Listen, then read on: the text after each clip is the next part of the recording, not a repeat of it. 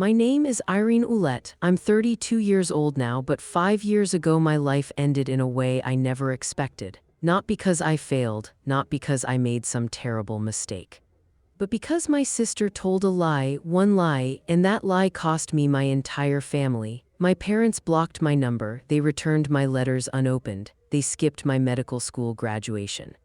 They didn't come to my wedding. For 5 years I wasn't their daughter anymore. And then last month something happened that none of us could have predicted. My sister was rushed into the emergency room in the middle of the night. She was unconscious, bleeding, and dying. The trauma team called the chief surgeon. And when the doors opened, my mother saw the name on the white coat walking toward the stretcher. She grabbed my father's arm so hard it left bruises, because the surgeon standing there was me. But before we get into that moment, take a second to like the video and subscribe if stories about family, karma, and second chances mean something to you. And tell me in the comments where you're watching from and what time it is there right now. I always love seeing how far these stories travel. Now let me take you back to the beginning. Back to the last time my father ever looked at me with pride. Fall of 2019. A kitchen table in Hartford, Connecticut. The invisible daughter growing up. There were 2 daughters in the Ouellette house. But only one of us really mattered. My sister Monica is 3 years older than me. From the moment she could talk, she was the kind of person everyone noticed. She loved attention. School plays, student council speeches, community events, Monica was always in the center of the room making people laugh. Adults loved her. My parents loved that adults loved her. My dad, Jerry Ouellette, managed a manufacturing plant in Hartford. My mom, Diane, worked part-time doing bookkeeping for local businesses. They believed in 2 things above everything else: looking good to other people and doing what you're told. Monica was perfect at both. She dressed the right way, she said the right things, she smiled at the right moments. She was the daughter you show off. And then there was me. I was the quiet one. While Monica entertained everyone at the dinner table, I usually had my nose buried in a biology book. While she was making jokes at family parties, I was the one helping clear dishes in the kitchen. I wasn't rebellious, I wasn't difficult, I was just invisible. There's a difference between being forgotten and never being seen in the first place. Let me give you a small example. 8th grade, I made it to the state science fair. Out of our entire school, I was the only student selected to compete. The competition was on a Saturday. That same Saturday, Monica had a community theater performance. You can probably guess where my parents went. When I came home with a second-place ribbon, my dad looked at it for about 2 seconds and said, "That's nice, Irene." Then he went back to watching television. He never asked what my project was about, not once. For a long time I told myself it didn't hurt. I told myself I didn't need their attention. Instead, I focused on school, straight A's. Advanced classes, science competitions, college applications. If I couldn't be the daughter they noticed, maybe I could be the daughter they couldn't ignore. And for one brief moment in my life that almost happened. The acceptance letter. The letter came on a Tuesday afternoon in April. I remember the day clearly because Monica happened to be visiting home that weekend. I was sitting at the kitchen table when the envelope arrived. It had the logo printed in blue letters across the corner. Oregon Health and Science University, medical school admissions. My hands were shaking when I opened it.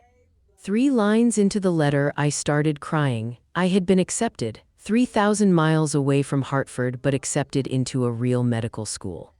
When my dad came home from work that evening, I handed him the letter. He read it slowly, his eyebrows lifted. Oregon Health and Science University, he said carefully. That's a real medical school. Then he looked at me, actually looked at me, for the first time in my life, and he said 5 words I had waited 18 years to hear. Maybe you'll make something of yourself. It wasn't exactly a compliment, but it was the closest thing I had ever gotten from him, and I held onto that moment like oxygen. My mom called everyone she knew that night, her sister, 2 neighbors, even our elderly next-door neighbor who barely knew our family. Irene got into medical school, she kept saying. Her voice sounded different. It sounded proud. For the first time in my life, that pride was directed at me, but when I glanced across the dinner table, I saw Monica watching me. She was smiling. But it was the kind of smile that stops at the mouth. Her eyes were doing something else, calculating. I didn't understand it at the time, now I do. Because that was the moment Monica realized something had changed. For the first time in our lives, the spotlight wasn't on her. The sister who started calling after that night, something strange happened. Monica started calling me. At first I thought it was nice. We had never been particularly close growing up, but suddenly she was checking in 2 or 3 times a week. "How's packing going?" she'd ask. "Do you know who your roommate is yet? What's Portland like?" She asked about my classes, my professors, my schedule. She remembered every detail I mentioned. At the time, it made me happy. I thought maybe my sister finally saw me as someone worth knowing. I thought maybe going to medical school had changed the way she looked at me, but looking back now, I realized something important. Every time I answered one of her questions, I was giving her information. Every story, every name, every little detail about my life, and I handed it all to her willingly. I thought she was building a connection with me. What she was actually doing was collecting ammunition. Medical school was the hardest thing I had ever done. The classes were brutal. The exams were worse, and the pressure never stopped. But for the first time in my life, I felt like I belonged somewhere. Nobody cared that I was quiet. Nobody cared that I wasn't the loudest person in the room. All that mattered was whether you could do the work. That was a world where people like me could survive, maybe even succeed. And during my 3rd year, I met someone who changed my life completely. Her name was Sarah Mitchell. Sarah had grown up in foster care. She didn't have parents or siblings she could call when things got hard, but she was one of the smartest people in our class and one of the kindest people I had ever met. We became roommates by accident during our 1st year. We stayed roommates because neither of us could imagine living with anyone else. When I had my first breakdown after failing an anatomy quiz, Sarah was the one who sat on the apartment floor with me at 2 in the morning. She pushed my textbook back into my hands and said, "Cry for 10 minutes, then we get back to work." She was the closest thing to family I had at that point in my life. And then during the summer before our 4th year, Sarah got sick, very sick. The diagnosis, I still remember the day she told me. We were sitting at the small kitchen table in our apartment when she came home from the hospital with a folder in her hands. She didn't say anything for a long time. Then she sat down across from me and said 2 words that didn't make sense at first. "Stage 4, pancreatic cancer, aggressive, advanced. Doctors estimated she might have a year, maybe less." Sarah had no parents to take care of her, no siblings, no safety net, just me. So the next morning I went to the dean's office at medical school. I explained everything, Sarah's diagnosis, her situation, the fact that she had no one else. The dean listened carefully and then approved something called a caregiver leave of absence, 1 semester off. My spot in the program would be held until January. Everything was documented, everything was official, everything was completely legitimate. I moved into Sarah's apartment. I drove her to chemotherapy appointments. I sat beside her hospital bed during the nights when the pain got so bad she couldn't breathe. And one evening I made a mistake. I called Monica. I told her everything about Sarah, about the leave of absence, about my plan to return to medical school in the spring. Monica sounded sympathetic. "Oh my God, Irene," she said softly.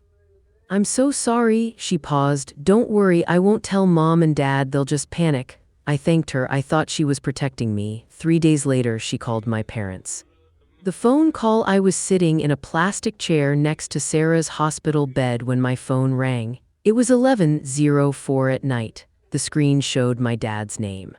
The moment I answered, I knew something was wrong. His voice was cold. "Irene, your sister told us everything." My stomach dropped. "Told you what?" "The truth," he said. "About you dropping out of medical school." My hand tightened around the phone. "Dad, that's not..." Monica showed us the messages. "What messages?" "She showed us proof," he said. "About the boyfriend, the drugs, the lies." None of it made sense. I pressed my hand against the wall to steady myself. "Dad, I'm sitting in a hospital right now. My friend has cancer. I took a leave of absence to take care of her." There was silence. Then he said something I will never forget. "Monica told us you'd say that." A pause. "She said you'd have a story ready." My mother got on the phone next. Her voice was shaking. How could you lie to us for an entire year? Mom, please listen to me, I said. I can send you the paperwork from the school. I can give you the dean's number. Then my father came back on the line. His voice was like ice. Don't call this house again until you're ready to tell the truth. And then he hung up. 4 minutes and 12 seconds. That's how long it took my parents to erase me from their lives. 20 minutes later, I got a text from Monica. It said, "I'm sorry, Irene, I couldn't keep your secret anymore." She even added a broken heart emoji, but Monica wasn't sorry. She had just executed the most precise attack of her life, and in that moment, I became no one's daughter.